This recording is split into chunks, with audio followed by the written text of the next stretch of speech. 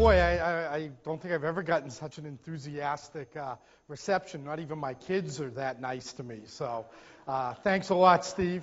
And thank you all for coming, and thank you to Everything Channel and RetailVision. We love to come here and talk to everyone about what's going on in the industry, and we hope you'll get some real insights from this. Yesterday, the CEA came in and talked about some of the trends to watch. We're going to talk in a little bit more depth about some of the categories, but we're also going to give you some of the overview as to what we see happening. Before I start, even though most people know NPD, we'll set the stage, at least in terms of what this is. NPD is a point-of-sale company. We track sales from a lot of the U.S. retailers, so all the data is U.S. Most of it comes from our point-of-sale panel, but a lot of people don't know that NPD also has a consumer panel, over 700,000 households that we survey, a portion of those every single week, asking them what kind of technology they bought, where they bought it, why they bought it. So some of the data that we're collecting here comes from that as well.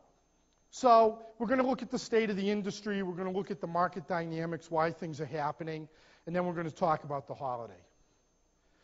So these are some of the big trends that I've been talking about over the last few months. There's this growth in replacement volumes. One of the things we're going to show you is how so many categories have moved away from being first-time buyer categories and are now categories that are really driven by additional purchases and replacement purchases. That is a whole different dynamic than first-time buyer markets, and we're really starting to see the impact of those kind of things to the electronics business. But we're not only seeing that, a piece of that is that when people are now buying replacements, for last year, 2 years ago, we all thought, we're in a great period in electronics.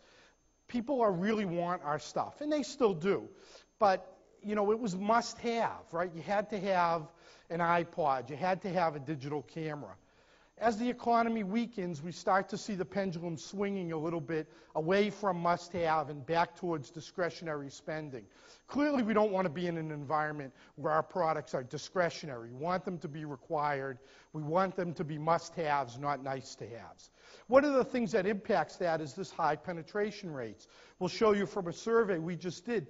A lot of the key categories that really drive our business have very high penetration rates in terms of household ownership.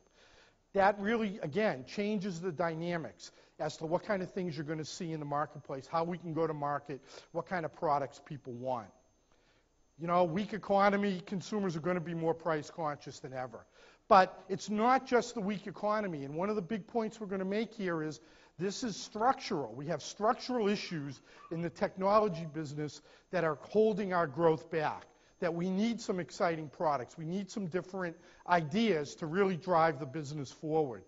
As we move into a mass market, consumers don't care about technology. They don't care about features. They just want stuff that works, that solves problems for them. And we need to focus on that because price in that kind of environment gets to be more and more important. And one of the things we've seen over the last few months is as price gets to be more important in a lot of those key categories, we see those price-oriented retailers really step up, whether it's a Walmart or e-commerce. So that's clearly another challenge in the